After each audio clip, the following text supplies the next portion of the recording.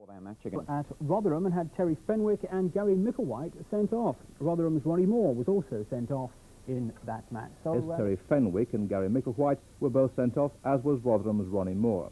Rangers had the sort of experience they could well have done without at Rotherham. Two Rangers players, Terry Fenwick and Gary Micklewhite, were sent off. So was Rotherham's Ronnie Moore after an incident which saw Rangers' young keeper Peter Hucker carried off, and Rangers lost 1-0 as well. We'll be hearing from Rangers manager Terry Venables very shortly. He's particularly annoyed about Fenwick's dismissal. This is the incident, and watch for Fenwick's right arm jumping in the middle of the picture with Emlyn Hughes, the Rotherham player manager. Terry Fenwick sent off for that. Next to go, Ronnie Moore, sent off by referee Alan Banks. Ronnie Moore going after an hour's play after an incident in which young Hucker took a terrible blow, the Rangers keeper. Ronnie Moore sent off, and Peter Hucker carried off in a very bad way, face down on a stretcher. Great concern from the Rangers officials there. And you can also see Steve Wicks talking to manager Terry Venables. His gesture's very clear. He feels it was a deliberate foul. So substitute Steve Burke had to take over in goal. Rangers were already behind. Rangers down to 10. It was 9 when Gary Micklewhite, who'd already been booked, went in the 82nd minute. Botherham and Bloodbath, two of today's headlines. Here's the reaction of Terry Venables.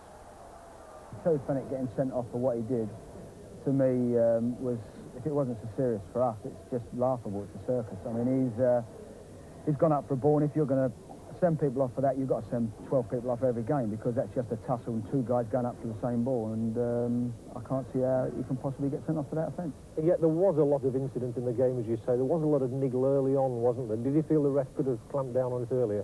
Well, I thought the referee, he did all. I mean, we're not really supposed to criticise referees, but the referee, he didn't lose the game until the second minute. He sort of, he done well for 2 minutes, and then the game seemed to get right out of hand.